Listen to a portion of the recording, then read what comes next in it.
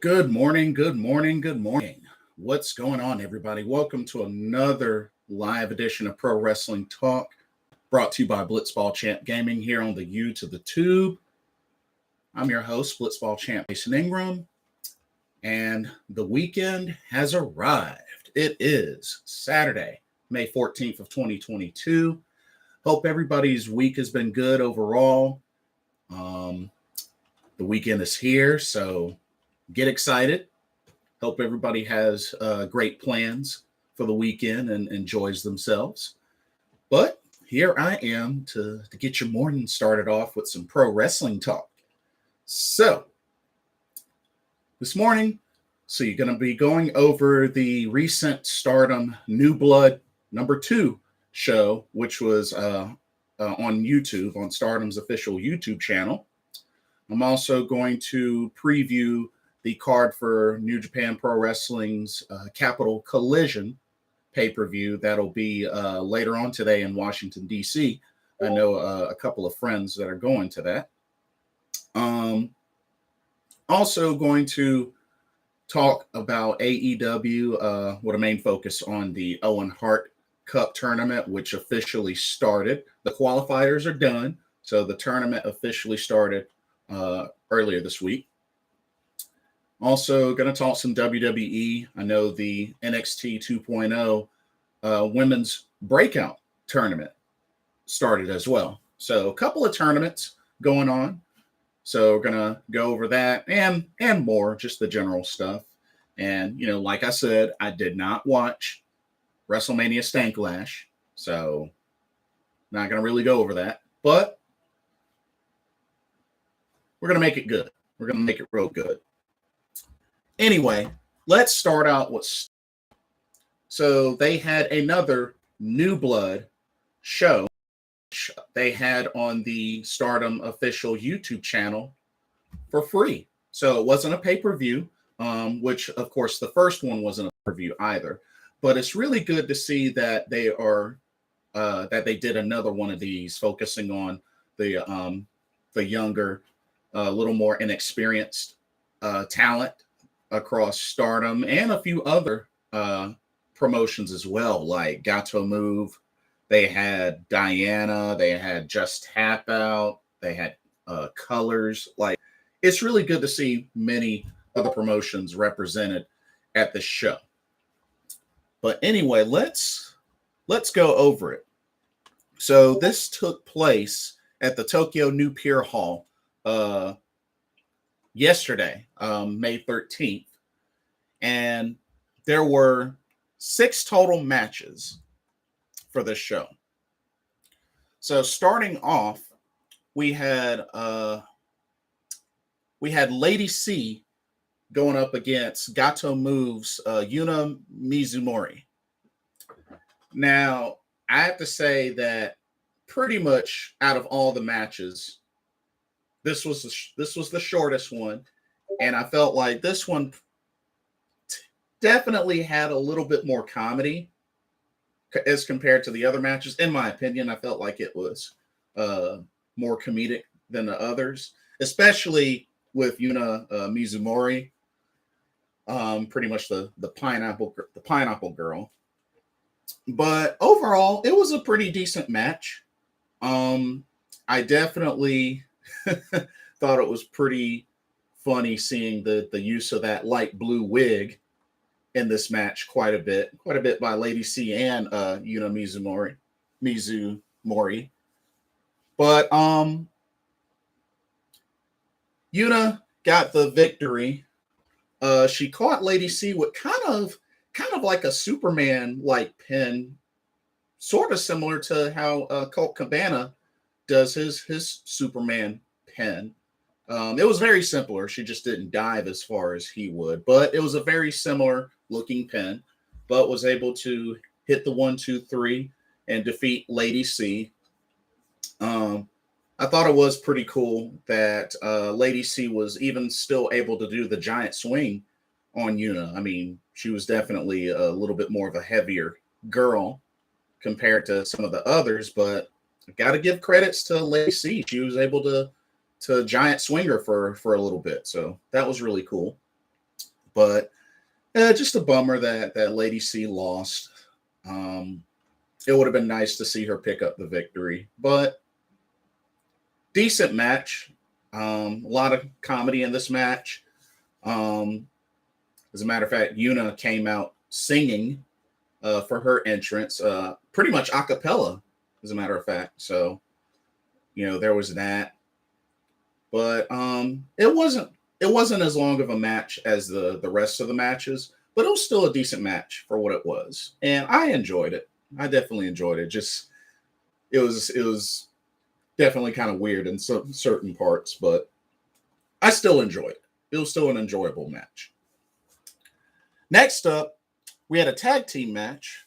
We had sisters Hanan and Hina. Of course, Hanan's from Stars, Hina's from Queen's Quest.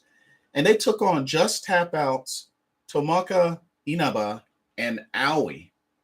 Of course, it was pretty cool to see Aoi come out and bust out some dancing. I definitely am starting to like Tomoka Inaba more and more that I see her. I love her ring gear. I love her style. Definitely am starting to lean more and more towards her each time I see her. But this was a very great match between both of these teams. All four ladies looked really strong in this match, and it was back and forth the whole entire way. As a matter of fact, it ended up in a time limit draw.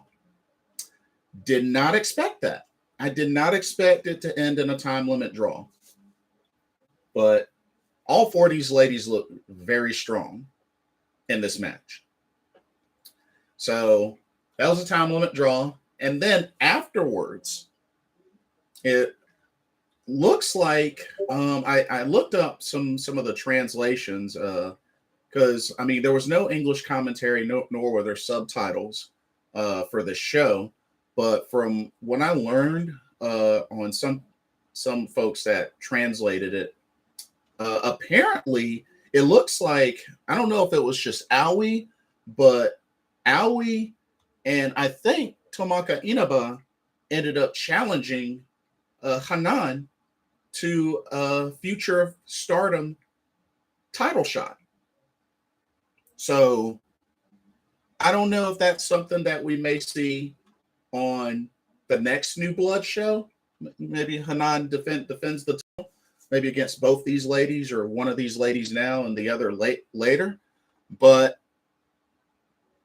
they want a shot at the future of Stardom championship that Hanan currently holds.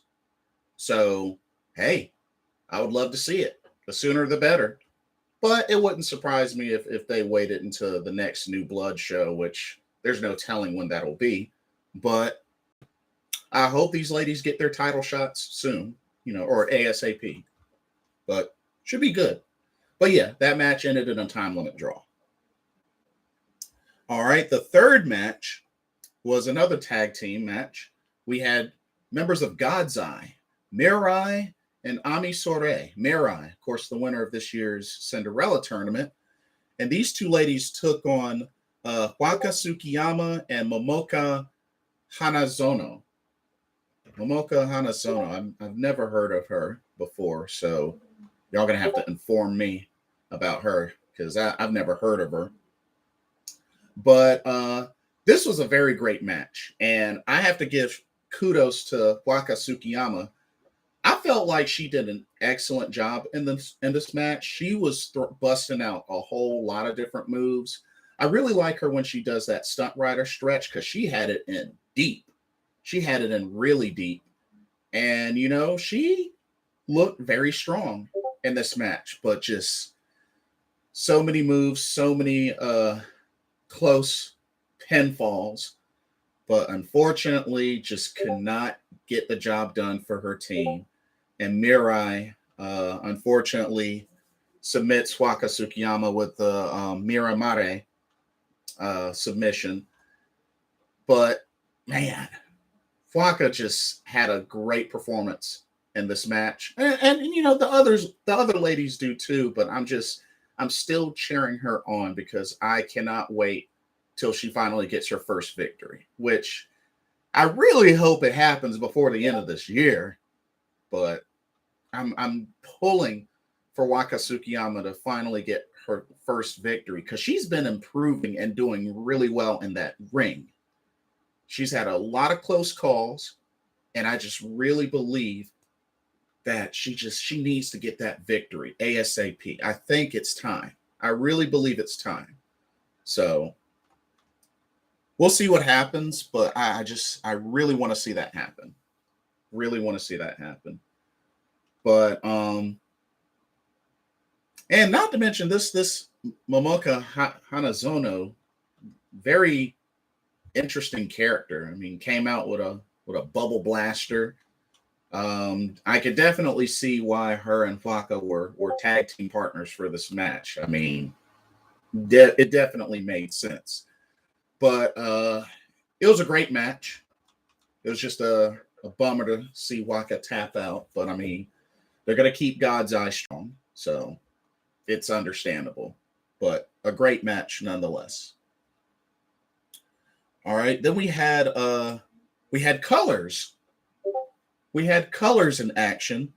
The team of Rina Amikura and Yuko Sakurai taking on Stars Saya Ida and Momokogo.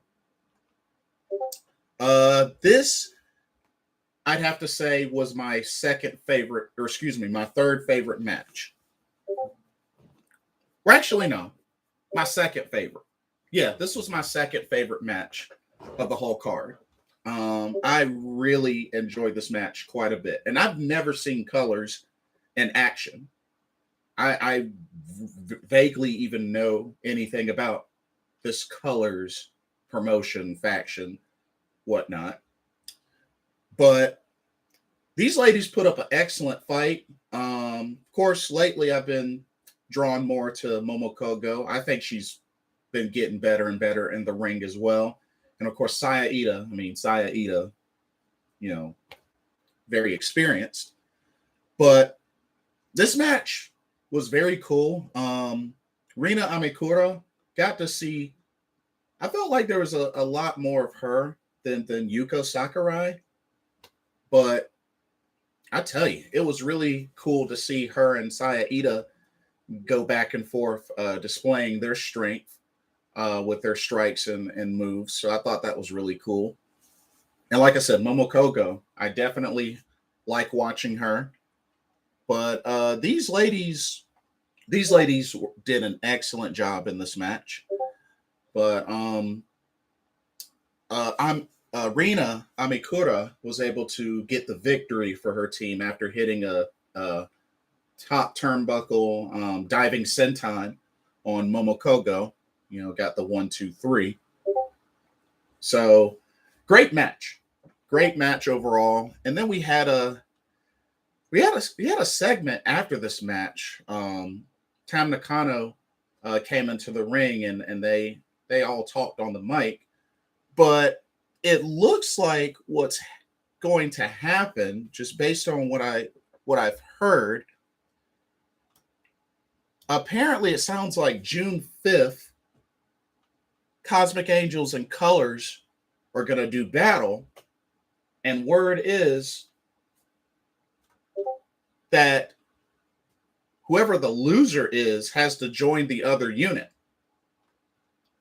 So I'm like, wow, if that's the case, then that's going to be big. And of course, June 5th, that'll be after the May 28th pay-per-view, the Stardom Flashing Champions. So, yeah, that ought to be really interesting. Colors versus Cosmic Angels. The loser joins the opposing team, the opposing faction. So that should be interesting. That should be really interesting. So, hey, Cosmic Angels could be getting a member of Colors, or vice versa. We'll have to see. And then next up, we had my favorite match of the card. Hands down, my favorite match of the card. We had Prominence's Suzuki taking on Donna Del Mondo's Mai Sakurai. I got to give Mai Sakurai a lot of credit in this match. I know a lot of folks don't like her, kind of talk trash about her, but Mai Sakurai put up an awesome fight against Suzuki. I mean, I'm pretty sure we all would have predicted Suzu winning this fairly easily, but Mai Sakurai actually put up an excellent fight. I mean, even trapped her into an STF twice. Like, she put up a great fight against Suzu. So I'm not gonna say Suzu won that easily. She got the victory, but she did not win that match easily. I know she taunted Mai Sakurai quite a bit, got the crowd hyped up, and just took her sweet time. But still, Mai Sakurai put up an excellent fight. Even hit her with that diving elbow drop that she's done in previous matches before.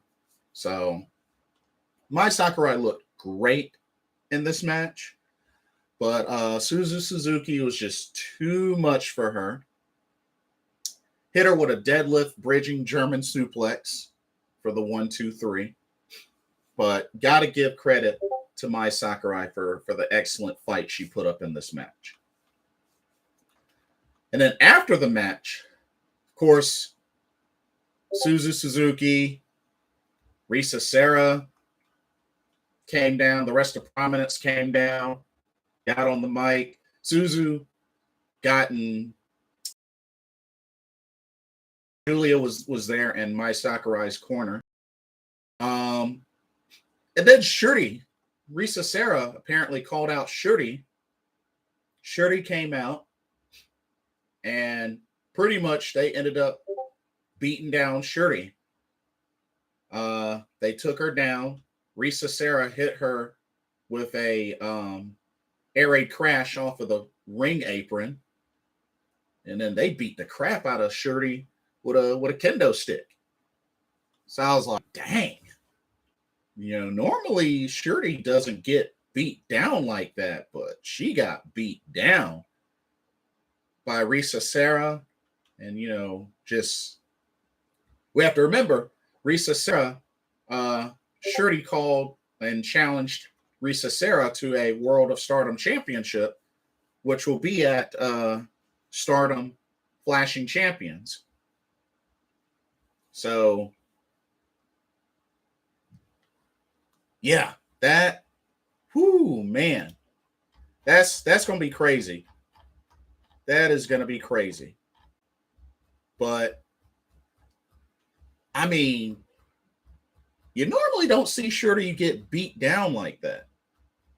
So it just surprised me. It really surprised me to see her get beat down like that. But either way, after that whole sequence, then out of nowhere, Wakasukiyama comes out and gets on the mic. I'm like, what the heck are you doing? You just lost not too long ago. What the heck are you doing out here? And apparently, according to translations, Wakasukiyama challenged Prominence to a 6-woman tag team match at Stardom Flashing Champions. Waka, I love you, but are you crazy? Why the heck would you go out there and challenge Prominence to a 6-woman tag team match? Really? Waka, I love you, but you haven't even won a match yet. And you throwing down challenges. Oh man. Waka gonna end up getting her butt eaten up. I mean, she gonna get destroyed.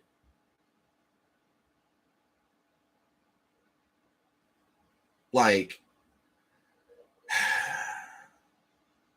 Waka, what are you doing? Excuse me. But that was, she's brave and bold to do that. But hey, the challenge has been made. Maybe they'll accept, but we'll see. And then the main event of Stardom New Blood #2 was a 6-woman tag match. We had 2 members of Cosmic Angels, Mina Shirakawa and Unagi Sayaka, teaming up with Haruka Umisaki from the Diana promotion, taking on Oedo Tai's Starlight Kid, Ruoka, and Rina, which their little subgroup name is Young Oed, which, Young OED, Young Oedo Tai. But yeah, this was the main event. Of course, Mina and Unagi came out, did a little special dance to Mina Shirakawa's theme. Haruka kind of came out in the middle of it. It was like, what the heck are these ladies doing? And they kind of dragged her. I guess they were going to try to get her to dance, but she didn't. But, man, I don't know. Trying to throw around like she has power or whatnot and just trying to drag Haruka Umisaki around. And I thought it was really funny to see Haruka kind of shove Mina Shirakawa out of the ring at the start of the match. But anyways, this was a great match. Definitely back and forth. Got to see a lot of double and triple teams from both of these teams. So I thought it was a great mixture of offense that got everyone involved. Thought it was really great. I really liked the double leg drop from Unagi Sayaka. It was good to see Haruka Umisaki go airborne. The dive off the top turnbuckle. Thought was really cool. But yeah, these ladies look great. Starlight Kid got in a good bit of offense. Did that turning top rope body splash. So I thought that was really cool. Even Rina looked really good in this match. But Mina Shirakawa got the victory for her team, pinning Rina. She hit a finisher that's very similar to Yamato from Dragon Gate's Galleria finisher. Kind of like that reverse, kind of like a reverse lifting DDT type move. That's what that finisher Mina used reminded me of, was Yamato's finisher from Dragon Gate. But yeah, Mina Shirakawa got the victory for her team in the main event. It was a great match. Definitely a great match. But I have to say, overall, the singles match between Suzuki and Mai Sakurai was my favorite on this card. And then, of course, after the match, Cosmic Angels and Haruka got to close out the show. They invited all the competitors back into the ring. They did their pose for Stardom New Blood 2. So, yeah, overall, I thought this was a great show. Especially we got it free on YouTube. New Blood #2 was awesome. I definitely enjoyed the show. The matches were solid. And the matches were fairly long, with the exception of the opening match. They were fairly long. So I definitely enjoyed New Blood #2. And then, of course, we got Stardom Flashing Champions. That's the next upcoming pay-per-view. And there's going to be a lot for that pay-per-view. As a matter of fact, what was announced, 9 matches. So far, they got 9 matches booked for Stardom Flashing Champions. I mean, like I said, Wakasukiyama made the challenge to prominence for a 6-woman tag match, which would be Unagi Sayaka, Mina Shirakawa, and Wakasukiyama against, not sure who will be representing in prominence for that match, because remember, Risa Serra has a title match that night. Also, it's been announced that Miyu Amasaki will team up with Utami Hayashishita, and both of those ladies will go up against Tam Nakano and a returning Kairi. That's right, ladies and gentlemen. Kairi will be returning to Stardom at Flashing Champions and will compete. So Tam Nakano will have Kairi in her corner as her tag team partner. So that should be really good. And then all seven Stardom championships will be defended. Ruaka will get a shot at Hanan for the Future of Stardom Championship. Fukigen Death will get a shot at the SWA Championship held by Mayu Iwatani. Maihime Poi, the Artists of Stardom Trios champs, will defend against Oedo Tai's Momo Watanabe, Starlight Kid, and Saki Kashima. You got Fukuoka Double Crazy, the Goddess of Stardom tag champs, Hazuki and Koguma. They'll defend against Donna Del Mundo's Julia and Mai Sakurai. Thekla will get a shot at the High Speed Championship held by Azumi, which I still got to check out the High Speed Championship match that she defended against Koguma. They just put it up on Stardom World, so I still need to check that out. They put that up way late. They also, Mirai, the winner of the Cinderella tournament, will get her Wonder of Stardom Championship match against the champion Saya Kamitani. And then, as I mentioned, Shuri will defend the World of Stardom Championship against Prominence's Risa Serra. Y'all, that looks like a very strong card. 9 matches. And this will be in Tokyo at the Oda City General Gymnasium. Shoot. Honestly, I think a card of this caliber should be at Korakuen Hall or even Tokyo Dome, if you ask me. This is a killer card. I mean, all 7 championships are on the line. Shoot. I think this deserves to be at Korakuen Hall or the Tokyo Dome, personally. But, I mean, it is what it is, but that's a very exciting card. And then they also have Stardom Fight in the Top, which I believe is a June pay-per-view. And I think that's supposed to be the last pay-per-view before they start the 5-Star Grand Prix. Because 5-Star Grand Prix, that's in July. So, a lot to look forward to with Stardom. And then I believe tomorrow, Queen's Quest is supposed to have their stable match where the winner becomes the new leader of Queen's Quest. So they're supposed to do that tomorrow, I believe. So got a lot going on with Stardom to look forward to. But New Blood number 2, excellent. Definitely enjoyed it. Okay, let's preview the card for tonight's New Japan Pro Wrestling Capital Collision show, which will be at will be in Washington, D.C.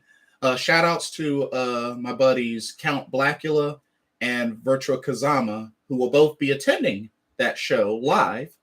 So hope y'all have a blast. Hope y'all enjoy yourselves. I think for the both of them, this is their first New Japan Pro Wrestling show. So I've been to 2 of them. I've been to 2 New Beginning shows.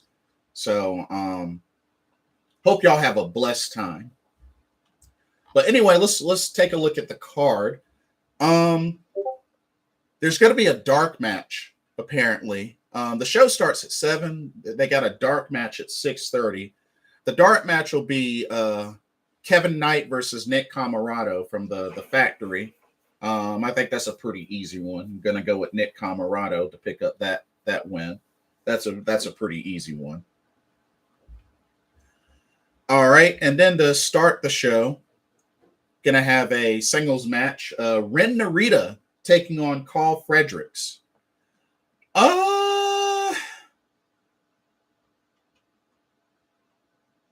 I'm going to go with Carl Fredericks. I think he's going to pull it off. It's going to be a good match. I think this will be a good match, but I'm going to pick Carl Fredericks to pull off the victory.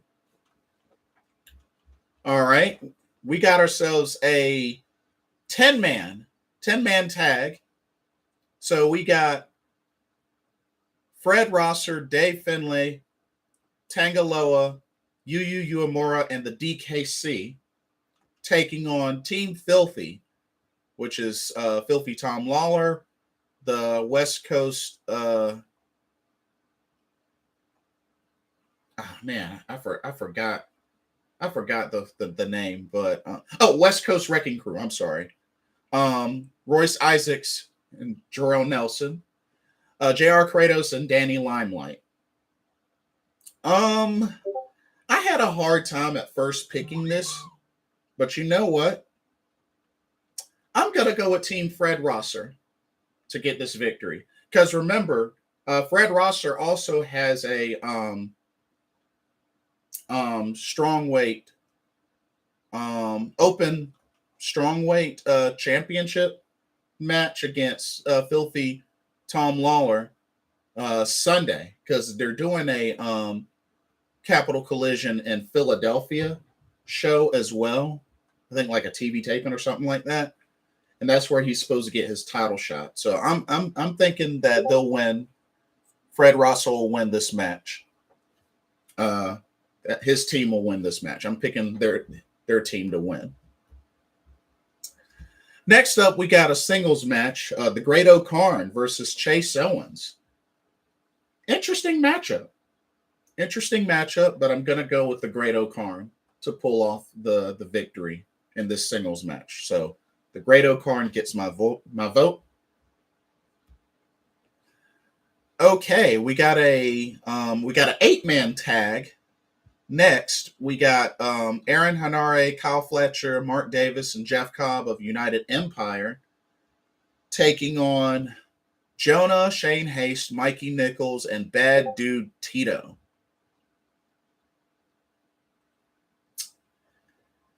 As crazy as this sounds, I'm actually going to go with Team Jonah to pull off the victory. Might seem like an upset. But I'm picking them to pull this off. So we'll see what happens. Let's see. We got a singles match. Brody King versus Minoru Suzuki. This was another really tough match to predict. But you know what? I'm going to go out on a limb and pick the upset. I'm going to go with Brody King over Minoru Suzuki. Yeah, I'm gonna take a chance and pick Brody King to win. But I assume it's going to be a hard-hitting war of a match. All right, and then we got a special singles match. The Stone Pitbull, Tomohiro Ishii, taking on Eddie Kingston. You know what? I think this is a great opportunity for Eddie Kingston to look really good. So you know what? I'm going to go with Eddie Kingston, which this match could go either way. But you know what? I'm going to go with Eddie Kingston. I think some way, somehow, he's going to pull it off. So Eddie Kingston over Tomohiro Ishii. We also got a tag team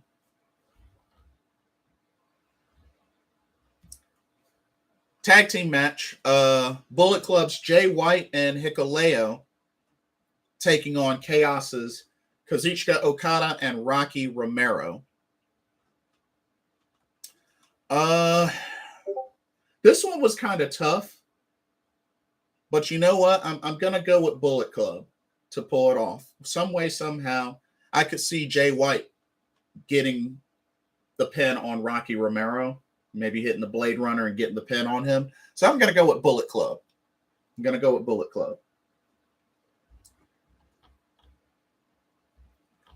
And then what we have, which I believe will be the main event, because, I mean, it's the only title match on the card. The IWGP United States Heavyweight Championship will be defended in a fatal four-way. So Hiroshi Tanahashi will defend the championship against Jon Moxley, Juice Robinson, and Will Ospreay. Of course, you know, Juice Robinson is now with Bullet Club. Fate and acted like he was done with New Japan Pro Wrestling, but it was all a ruse. He ended up joining Bullet Club. I'm not a fan of him joining Bullet Club. I don't really feel like he fits. But he's with Bullet Club. I'm going to go out on a limb and say Will Ospreay becomes IWGP United States Heavyweight Champion. Because I think in some form or fashion, Will Ospreay needs to be redeemed with all the shenanigans that's happened with him. Maybe this is, being that it's in a fatal four-way, this is the chance that he capitalizes and wins the title. But that's a pretty strong main event, though, especially the Ace, Ospreay, Juice, and Moxley. Should be an excellent main event. But that is your card for Capital Collision in Washington, D.C. And I believe they got Hiroshi Tanahashi and the Great Okarn on the meet and greet. So I think my friends are going to do the meet and greet. So that'll be really cool. I've met Hiroshi Tanahashi at the New Beginning show when they came to Durham, North Carolina. Really, really great guy. I wore my Tanahashi shirt and he saw me and he just grabbed me and posed for the picture. So that was really cool. But yeah, that's Capital Collision. That's the card for that. And then don't forget, New Japan Pro Wrestling is going to be very busy because this Sunday, tomorrow, we got the beginning, the kickoff of the Best of the Super Juniors number 29 tournament. That's right. It begins tomorrow. And like I said, this tournament will last from May 15th all the way to June 3rd. So, whole lot of matches to cover. Like I said, handful of new faces will be in this tournament. But yeah, it should be great. I'm going to try to catch it. I'm going to try to catch it while I'm in Ohio because I'll actually be traveling during a lot of the stuff. So I'll try to catch the archive ASAP. But yeah, got the Best of Super Juniors tournament starts tomorrow. And then right after that will be Dominion at Osaka-jo Hall, which rumor has it that Kushida might end up getting booked for Dominion. And the word is that Kushida wants to compete in the heavyweight division, not in the junior heavyweight, but in the heavyweight division, if he does indeed return. So that should be really cool. So yeah, got a lot to look forward to with Stardom, with New Japan Pro Wrestling. And then also they got a Cyber Fight Festival. I think that's another June show, which that's supposed to be a combination of DDT, Pro Wrestling Noah, and Tokyo Joshi Pro Wrestling. So I'm definitely planning on doing a coverage of that, a preview and a aftermath of that show. I'm actually looking really forward to that. But man, got a lot to look forward to. Exciting times to be a pro wrestling fan.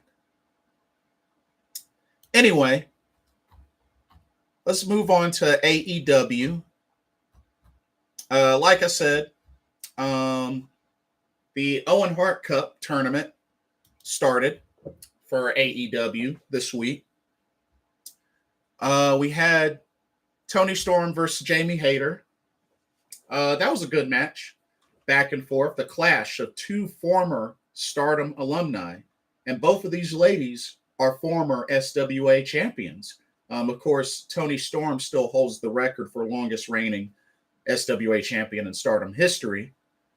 And I believe Jamie Hayter had the SWA title, but had to vacate it due to when the pandemic hit and everything, and just not able to defend it in time.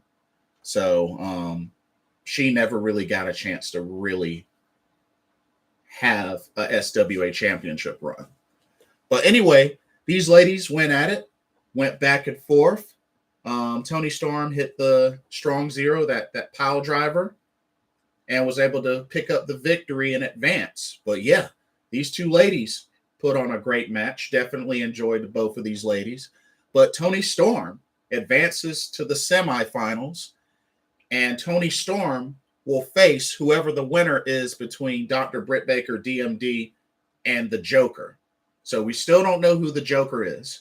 So we should be finding out this coming week. So looking forward to that.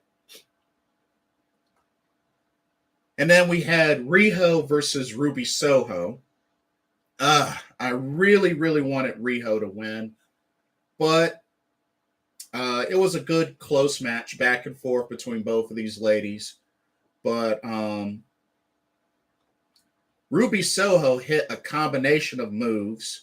Riho kicked out twice, but then the third time, she kind of hit like a version of a shell shock, or like a version of a shell shock in a way, and was able to put away Riho for the 1-2-3. But it was a great back and forth match. Respect shown at the beginning and respect shown after the match. But yeah, so sad that Riho couldn't get the victory, but still a great match. And I'm just glad to see Riho is back. You know, Riho is back. She got to participate in this tournament. She won her qualifier against Yuka Sakazaki. So if anything, it's just good to have Riho back. So Ruby Soho won, and she will face the winner of Red Velvet. And it was announced it was supposed to be Red Velvet versus Hikaru Shida, but AEW apparently did a little snafu and wrote her off as a kayfabe injury, when in reality, Shida has been very busy in Japan. She recently had been working like 4 wrestling shows. So she had been very busy. I believe she'd been doing some Tokyo Joshi Pro Wrestling. I think she did an Ice Ribbon show. She did a Wave, Pro Wrestling Wave show. She's also done the Makai shows as well. So Shida's been very busy ever since after that Philly street fight that she lost to Serena Deeb. She's been very busy, but you know, I figured the street fight was going to be used to kind of write off Shida, since, you know, Serena Deeb was going to be elevated to be the next challenger for the AEW Women's Championship, currently held by Thunder Rosa. So Shida got kayfabe injured, which is not the case. She's pretty much going to be in Japan for a while, but she'll probably be back again soon or eventually. Or she may take some more time off. Because like I said, Hikaru Shida's been a workhorse lately. So maybe she's going to take some time off again, you know. But she has been replaced. And it was announced that Red Velvet will now have her tournament match against Chris Statlander. Out with Hikaru Shida, in with Chris Statlander. And let me tell you, with that happening, Chris Statlander could be a favorite to win this tournament. Ever since she's been repackaged, dropped like the alien gimmick, Chris Statlander hasn't lost. She has looked very strong. She's looked very strong. And honestly, if she doesn't win it, I could see her making it to the finals. For sure, making it to the finals. But for now, Toni Storm and Ruby Soho have advanced to the semifinals. So another step closer. Let's look at the men. So we've had 2 matches in the books for the men. Adam Cole versus Dax Harwood. Now, I know a lot of folks really wanted Dax Harwood to win, and he came close. He put up an excellent fight. I will say that. He put up an excellent fight. But it just wasn't quite enough. Just wasn't quite enough. But Adam Cole was able to get the victory. Apparently, Adam Cole locked him into a sharpshooter, and Dax was dealing with some, damaged ribs, and just with him being locked in that sharpshooter, tried to get to the ropes. Adam Cole pulled him back to the middle, and just had nowhere to go and had no choice but to tap out. So with that, Adam Cole advances in the tournament. But man, it was a great match. Both these men looked great. Dax Harwood fought hard, but just was not able to get it done. And then the other match that they had, which was actually the main event of Dynamite, was Darby Allin versus Jeff Hardy. And oh my God. I thought it looked like these dudes were going to kill themselves. Darby Allin did that top of the ladder swanton spot on Jeff Hardy through that row of steel chairs. I'm like, dang, Darby. Jeff Hardy did try to do a swanton onto Darby on the steel steps, but Darby moved. Ooh, man. I know both of them had to have gotten a ice bath after the match, but dang, man. These dudes were trying to just one-up each other with the extremeness. Because this match, they both agreed that for this match to be a anything goes. So pretty much anything goes, anything can be used. But man, these two tore each other apart.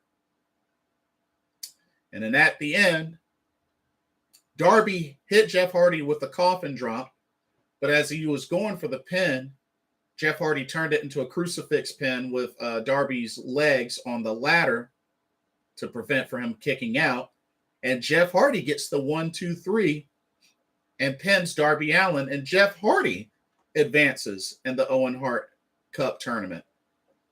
And of course, Martha Hart was in attendance for these tournament matches. But yeah, Jeff Hardy advances, and he will actually take on Adam Cole in the semifinals. So we know one of our semifinal matchups in the men's tournament, Adam Cole versus Jeff Hardy. Ooh, that's going to be a great match. That's going to be a really great match.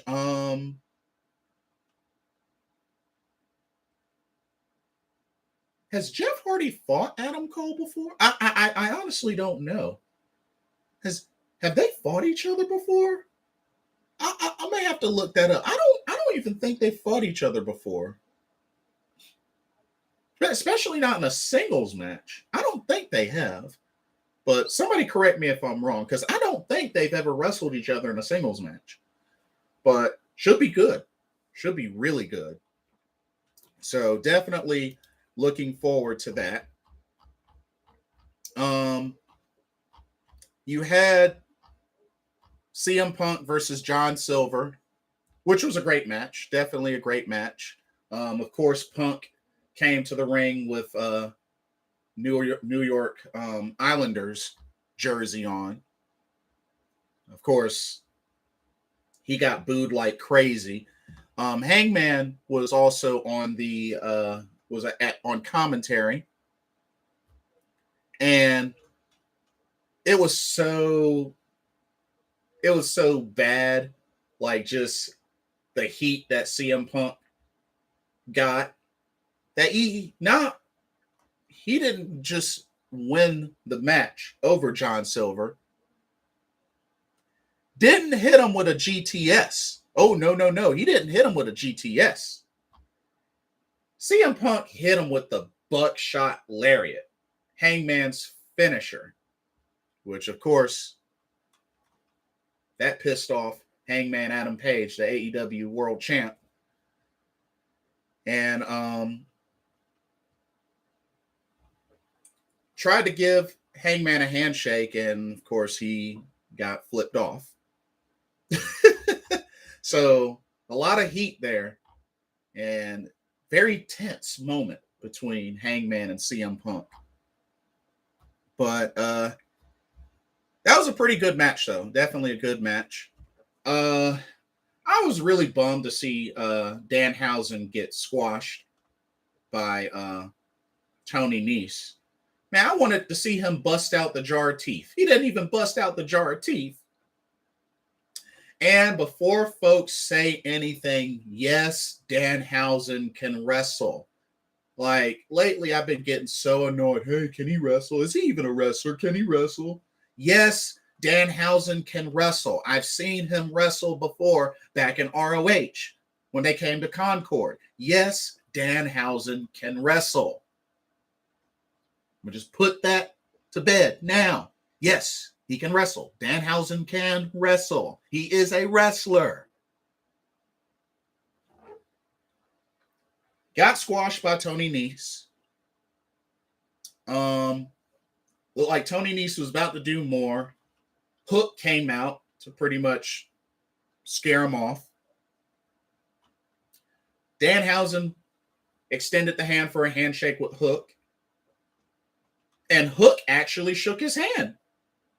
Didn't say anything, but he shook his hand. So it looks like Hookhausen is going to be a thing.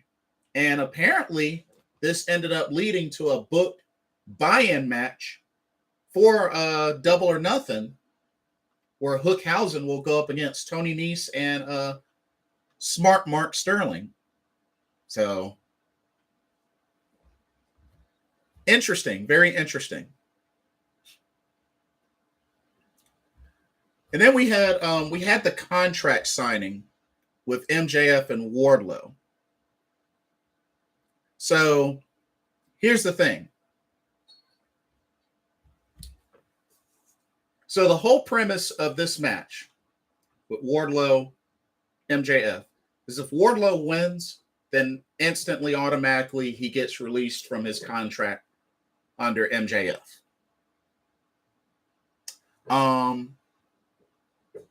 So he'll have to face Shawn Spears in a cage match with MJF as the special guest referee. Not only that, if he wants MJF, he has to take 10 lashes. He has to take 10 lashes.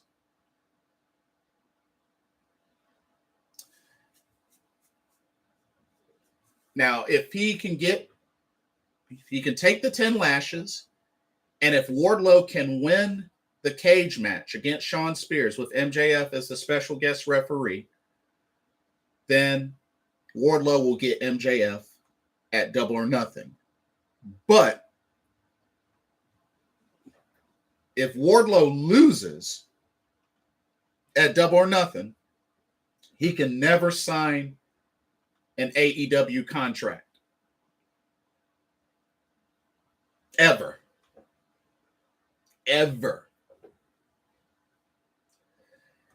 And those are the conditions with this contract, allowing Wardlow to have a chance to beat MJF to face MJF so that he can be let out of his contract.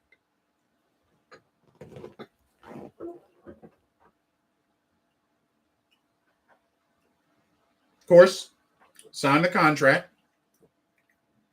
And we have to remember, MJF was getting cheered on the whole entire time because this Dynamite was in Long Island, which is where MJF is from. Wardlow signed the contract. He had to have the handcuffs off in order to sign the contract. And I'm like, yeah, this is definitely a setup. Signed the contract. Moved the table, started knocking out security, taking out folks, and tried to get his hands on MJF. But Smart Mark Sterling jumped on his back, pretty much saving MJF. And what does Smart Mark get for his troubles? He gets powerbombed through the table. Ooh, poor Smart Mark Sterling. Oh, well. But yep, contract's been signed. It's official. Wardlow's got to take 10 lashes. And then he's got to beat Shawn Spears in a cage match with MJF as the special guest referee. If he can do all that, he gets his match at Double or Nothing against Wardlow. Or against MJF. Had the FTW title on the line. Jungle Boy gets a title shot against Absolute Ricky Starks. And everything was going good for Jungle Boy. It seemed like he was getting ready to get the victory. I mean, he was looking very strong in this match, like he could pull it off. But Swerve. Oh, Swerve. Swerve came down. Ricky Starks was about to hit Jungle Boy with the FTW title, but Swerve pulled the belt out of his hands, but still was able to hit the Rochambeau on Jungle Boy as Jungle Boy was distracted by what was going on. And right then and there, Ricky Starks retains the FTW championship. And this ended up leading to a standoff with Powerhouse Hobbs, Ricky Starks, Christian, and Luchasaurus came out to be there by Jungle Boy's side. And then Keith Lee came out to be by Swerve's side. And what this looks like this could be leading to is maybe at Double or Nothing, a triple threat AEW Tag Team Championship match with Jurassic Express, Powerhouse Hobbs and Ricky Starks, and Swerve and Keith Lee. Which would be cool.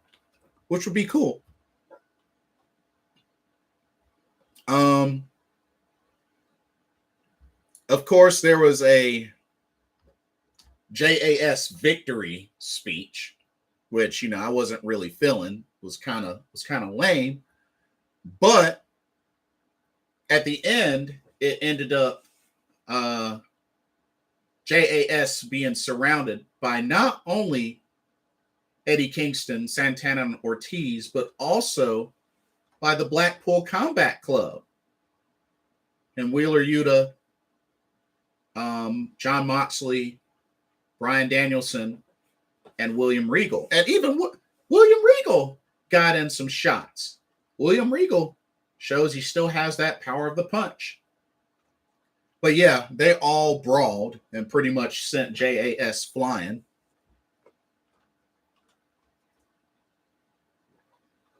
But yeah, William Regal even got in on the action. So that was really cool segment at the end of that.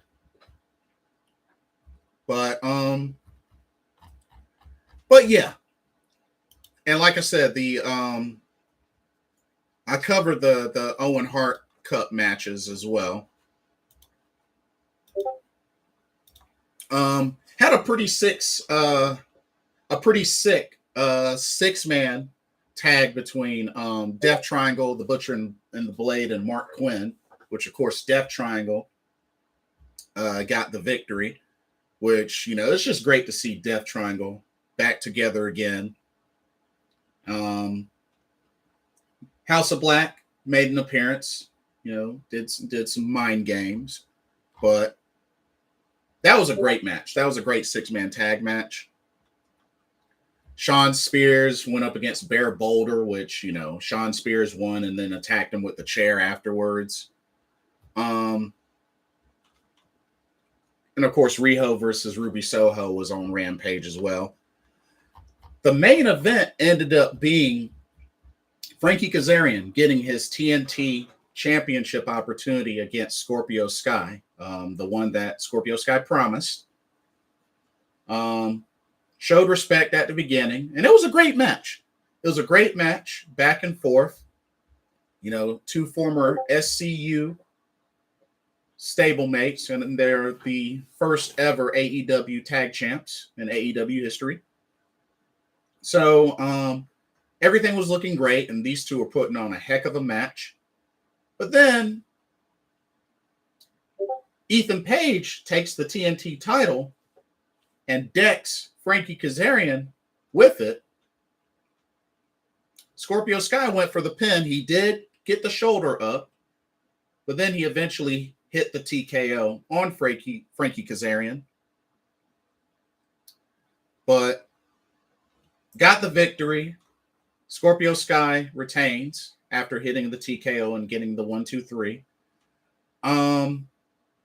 Frankie Kazarian was pointing out to Scorpio Sky that Ethan Page attacked him with the belt, and Scorpio Sky got up in Ethan Page's face. Was like, "Did you do it? Did you do that? Why did you do that?" And he admitted, yes, he did. You know, what are you going to do about it? Whose side are you on? And then, of course, the turn happens, and Scorpio Sky stays a heel as he turns and decks Frankie Kazarian with the TNT title. Dan Lambert. Love it when a plan comes together. So it was a setup all along. Scorpio Sky was never going to leave the team. And he just showed it in decking Frankie Kazarian with the title after their match.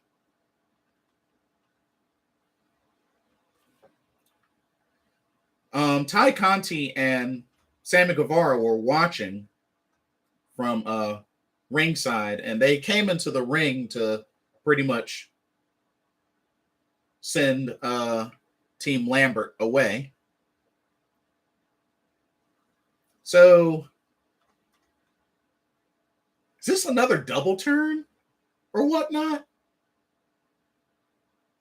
I don't get what this is supposed to resemble, but I guess that was Ty Conti and Sammy Guevara coming to Kazarian's aid or whatnot. I don't know. It was kind of weird. It was kind of weird. But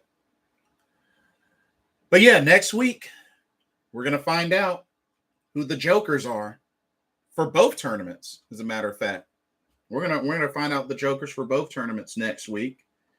Adam Cole and Jeff Hardy will have their semifinal match, and Wardlow will take his 10 lashes.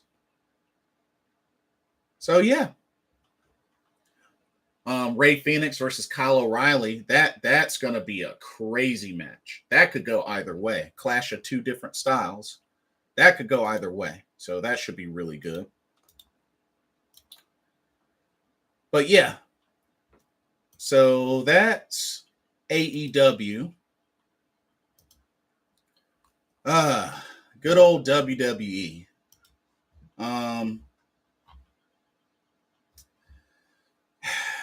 I really don't know what they're doing with some of these shows. I mean, Raw. So, I mean, really, I feel like the only cool thing with Raw was, I mean, Alexa Bliss returned defeated Sonya Deville. Sonya Deville got stripped of her WWE official power. She got stripped. Alexa Bliss came back, pretty much squashed Sonya Deville. Rhea Ripley came out, got on the mic with Judgment Day. And of course, she ended up beating Liv Morgan.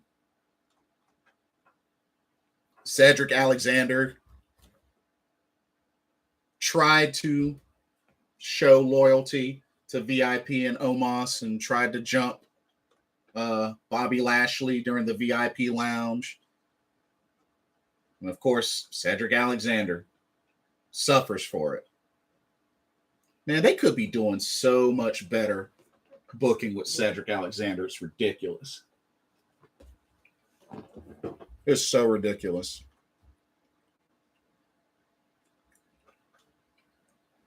This whole Ezekiel, Elias's younger brother, this whole thing is stupid. Kevin Owens trying to mock him, coming out as Ken Owens, stupid.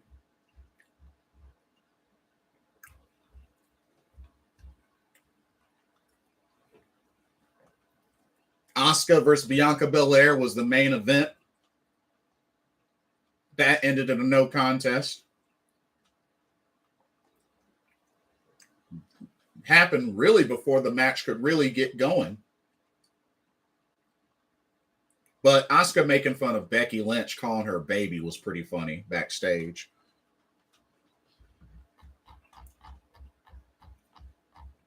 Nikki, ASH, and Doudrop took on Sasha and Naomi, lost. They need to go ahead and just drop the Nikki Ash superhero gimmick. They need to drop it. So I'm hoping that's what that leads to once Doudrop can get in her head. But RK Bro defended the tag titles against the Street Profits. It's a good match. RK Bro won, but it was a good match. But that was pretty much the bright spot of Raw. But there's really nothing to talk about. I mean, Ciampa went up against Mustafa Ali with Miz as the special guest referee. I mean, what the heck do you think was going to happen? So, Raw, NXT 2.0 was pretty decent. So we had two of the women's breakout tournament matches. We had Nikita Lyons versus Ariana Grace. Match really wasn't that long, but Nikita Lyons got the victory. Ariana Grace, which I believe is the daughter of Santino Marella. And then we had Fallon Henley versus Sloane Jacobs, which was a better match. Definitely a better match, but Fallon Henley did get the victory. So she advances, and actually the semifinal match will be Nikita Lyons versus Fallon Henley. The other matchups will be Lash Legend versus Tatum Paxley and Kiana James versus Roxanne Perez, which, if you ask me, I think what's going to end up happening is it's going to end up being Roxanne Perez versus Nikita Lyons in the finals for this tournament. I think that's what the setup is going to be. But yeah, so they had two of those matches in the book on NXT 2.0. Roxanne Perez actually had a NXT Women's Tag Team title opportunity. Her and Wendy Chu teamed up to take on Toxic Attraction. It was a decent match. It was actually a fairly decent match. But of course, the numbers game, 3-on-2, came into play. And Toxic Attraction was able to retain the tag titles. So it's kind of interesting how it seems like Roxanne Perez is kind of fast-tracked a little bit. I mean, that was what? third match in, and she got a tag title shot. I mean, we know she's in the tournament, but dang, kind of fast tracking her just a little bit, just a little bit, just a little bit. I did not think they were going to have a tag title shot. You know, there's just barely any build up to that other than what they did to Toxic Attraction on the beach. But, it is what it is, I guess.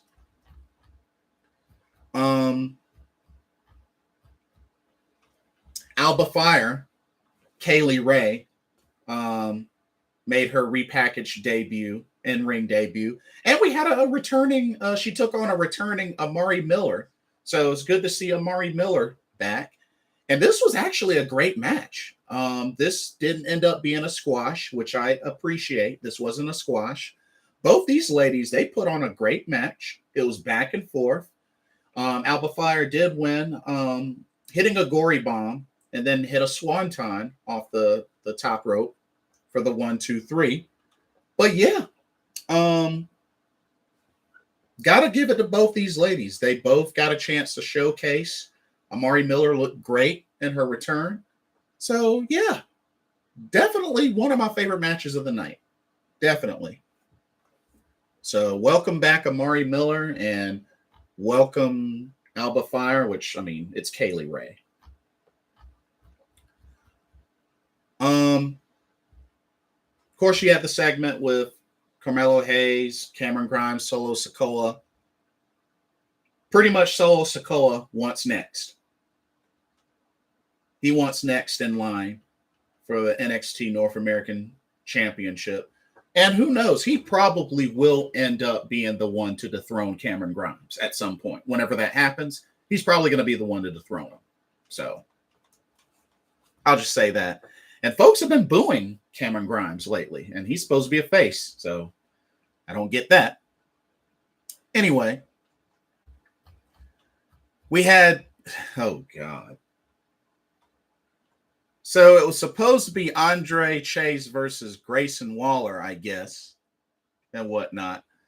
But this ended up turning into a mixed tag team match that ended up being Grayson Waller and Tiffany Stratton taking on Andre Chase and Saray.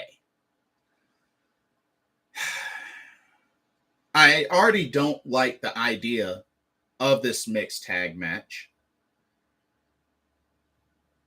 But, you know, overall, it was actually a fairly entertaining match. It was a fairly entertaining match.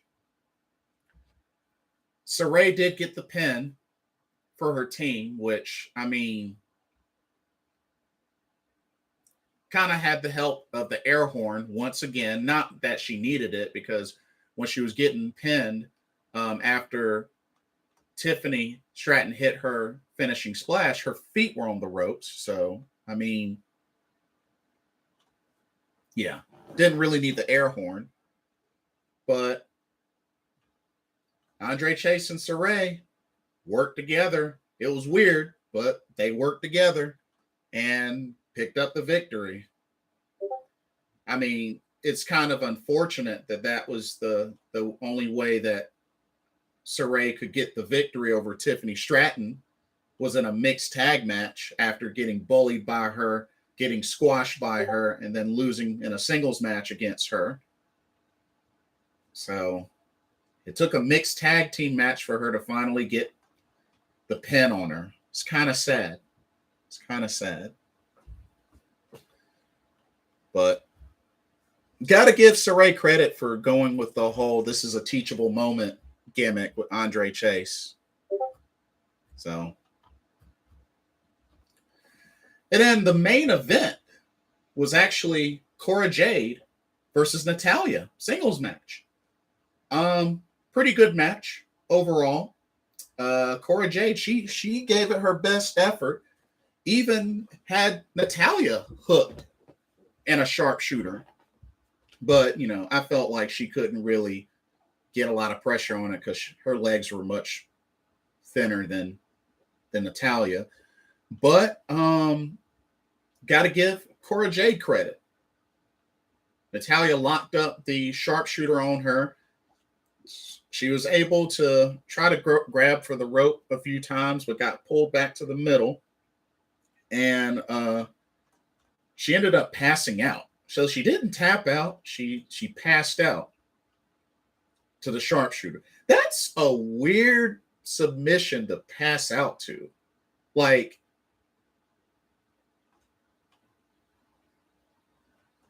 a leg and back submission and passes out. I mean, usually it's like a chokehold or, some sort of head hold. It's usually like a guillotine, you'd pass out, but she passed out from the sharpshooter. That kind of weird. It don't really make a lot of sense, but I guess that's the only way that they could think of to make Cora Jade look somewhat strong. And instead of having her tap out, they had her pass out. And then at the end of the match, Natalya actually showed her respect. Shook hands, they hugged, and there you go. Natalya showing some love and respect for Cora Jade. So that was really cool. So I guess maybe that storyline is over. If anything, it just seemed like it was an opportunity for Cora Jade to wrestle one of her idols, which is totally fine. Totally fine. I can dig that. She got a chance to wrestle against one of her idols. So, will we see Natalya back on NXT 2.0 again after this? Maybe. I don't know. It's possible, but hey, that was a nice little storyline to give Cora Jade an opportunity to wrestle Natalya. So I can appreciate that. I can definitely appreciate that. But yeah, NXT 2.0 was pretty decent. Oh yeah. Raul Mendoza. I forgot what his new name is. I think it's called Cruz de something. Got captured and beat down by Tony D'Angelo's crew.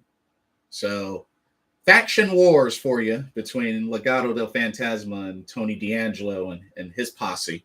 So that's gonna continue forth. That's a brewing. Ivy Nile apparently had challenges for a bunch of different recruits. So there was that. But yeah, that was NXT 2.0. NXT UK. NXT UK was pretty solid overall. Had some solid matches. Ashton Smith and Oliver Carter took on the Coffee Brothers. Definitely a great match, back and forth. But Smith and Carter were able to get the victory over Gallus, the Coffee Brothers. And, things are not looking too good for Gallus. Just more and more frustration, more and more disappointments. So I think it's only a matter of time before Gallus pretty much disbands. It's the inevitable, if you ask me. We had Nina Samuels versus Ivy Nile, which was actually a really good match as well. These two ladies going at it. Ivy Nile making her NXT UK debut. Put on quite a show. I really liked how she transitioned to her Dragon Sleeper finish. Had it on Nina Samuels while she was on the top turnbuckle, then pretty much did like a diamond dust, held on, and then transitioned to that reverse Dragon Sleeper. And then, of course, Nina Samuels, as soon as she wrenched it, instant tap out. But yeah, Ivy Nile looking great, even on NXT UK soil. So Ivy Nile looking very strong. Which I believe Ivy Nile has yet to be pinned. She hasn't been pinned yet. So see how long they can keep that streak going. And then the main event was for the UK Championship. Ilya Dragunov defends against Jordan Devlin, where the loser must leave NXT UK. So this match was definitely back and forth, just as good as their previous singles match against each other. These two Excellent chemistry, just back and forth. Oh, man. I tell you, that Ilya Dragunov, that dude is a gladiator. Oh, my God. Some of the bumps and bruises and beatings he takes. Whew. There's no telling who's going to end up dethroning Ilya Dragunov. But for a second, it looked like Jordan Devlin got the victory. He got the pin, but Ilya Dragunov's foot was on the rope. So Johnny Saint came down with another ref, and they talked to the referee and got them ordered for the match to be restarted. So the match got restarted, and pretty much that's when Ilya Dragunov was able to capitalize, get his second win, come out with a Torpedo Moscow, and was able to get the victory. 1, 2, 3. Ilya Dragunov, still your NXT UK champion. And Jordan Devlin must leave NXT UK. So what I think that means is either Jordan Devlin's gonna take time off, perhaps, and appear on NXT UK or NXT 2.0, or he may get bumped up to the main roster. We'll see. He might get bumped up to the main roster. I don't know. Who knows? Maybe he'll get another match with Finn Balor. That's happened before on NXT UK. But yeah, we'll see what happens with Jordan Devlin. Like I said, maybe 2.0, maybe main roster. We'll see.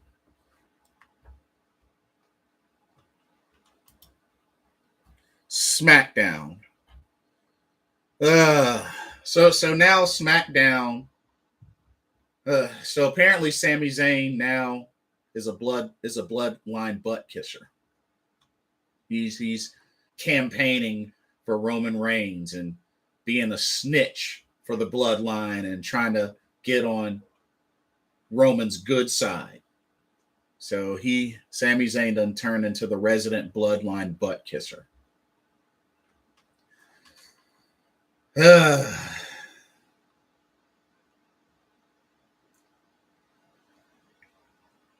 And loses once again to Riddle, but yet somehow was able to beat Shinsuke Nakamura. I don't get it. Cowers away from Drew McIntyre, 3 times. Loses to Riddle, but yet can beat Shinsuke. Makes no sense to me. Really, really hate what they're doing with Sami Zayn. It's so stupid. Had a pretty good match with Ronda Rousey. So Ronda Rousey came out and issued an open challenge for her newly won SmackDown Women's Championship. And Raquel Rodriguez accepted. And we had ourselves a title match. And this was a pretty good match. This was definitely a good match. But of course, they're not gonna let Ronda Rousey submit Raquel Rodriguez. I mean, she just got to the main roster. So what did they do? Rolled her up for the 1, 2, 3. And Ronda Rousey's still your champ. Now, of course, afterwards, they shook hands and showed, good sportsmanship. But yeah, Raquel Rodriguez actually had her way with Ronda Rousey quite a bit, throwing her around. Definitely had to make her look strong. After all, she had the height and size advantage. But that was a good match. That was a good match.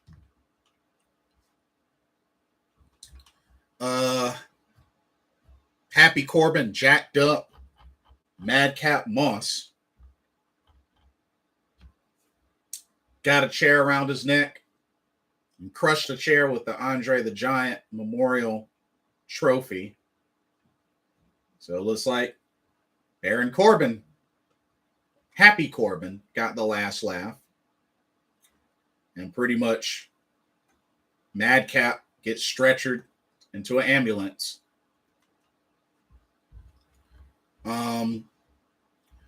Sasha Banks and Naomi did defend the women's tag titles against Shayna Baszler and Natalya. So Natalya have been busy this week. But they were able to successfully defend the tag titles. Sasha Banks and Naomi did win. I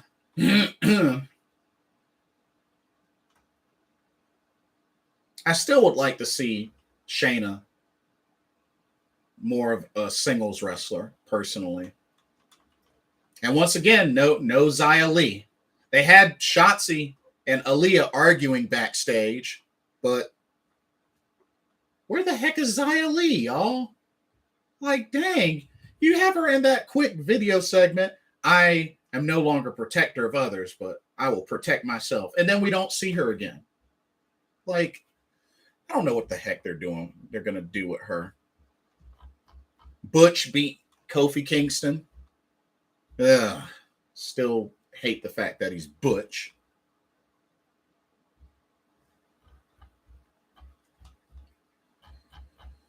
But, I mean, I don't know. It's just so dumb. And then, of course, once again, it's been accepted. We are still going to have the tag title unification match. That is going to happen. That is going to go down. So,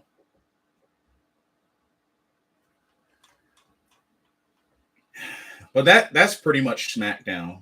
Like I said, a good match here, but not really intriguing. And like I said, Sami Zayn being the little bloodline butt kisser coward. It's not a good look for him. I really hate this angle that they're doing with him. It really makes no flipping sense. But that's pretty much it for today's show. Like I said, just not much interesting stuff going on with WWE other than the NXT Women's Breakout Tournament. But this is all the fallout from WrestleMania Stanklash. I'm sorry. WrestleMania Stank Trash. I'm sorry. WrestleMania Wacklash. Dang it. I keep messing that up. WrestleMania Backlash, which I didn't see. So, yeah. But anyway, still a lot to look forward to with Stardom, New Japan Pro Wrestling, AEW. And of course, next pay-per-view for WWE is Money in the Bank. So that'll be at Allegiant Stadium, Raiders Stadium. So, which it looks like they're turning that into a big pay-per-view. Maybe they go from the Big Four to the Big Five and Money in the Bank gets added, which I hate the concept of Money in the Bank. So, see what happens. But anyway, that concludes this edition of Pro Wrestling Talk. Don't forget to like, comment, subscribe, share the channel, hit that notification bell so you catch every video. Thank you so much for watching. Let me know what y'all's thoughts are. What y'all think of Stardom New Blood #2? Who do you think is going to win the Owen Hart Cup tournament for the men and for the women? Who do you think? Because if you ask me, I'm gonna tell you right now, one of those jokers I think will advance.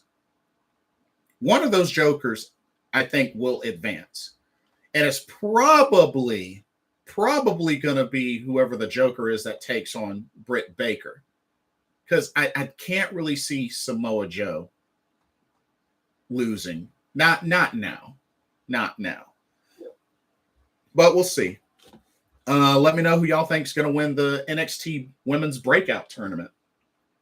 Like I said, I at least think Roxanne Perez and Nikita Lyons will be in the finals. And remember, Nikita Lyons has yet to lose a match. So, But yeah, let me know what y'all thoughts are on Capital Collision, New Japan Pro Wrestling, that show later on tonight. But yeah, let me know what y'all think. Thank y'all so much for watching for another Pro Wrestling Talk brought to you by Blitzball Champ Gaming. I'm your host, Blitzball Champ Jason Ingram. Hope everybody has a blessed, safe week, and I will see y'all next time. God bless. Peace.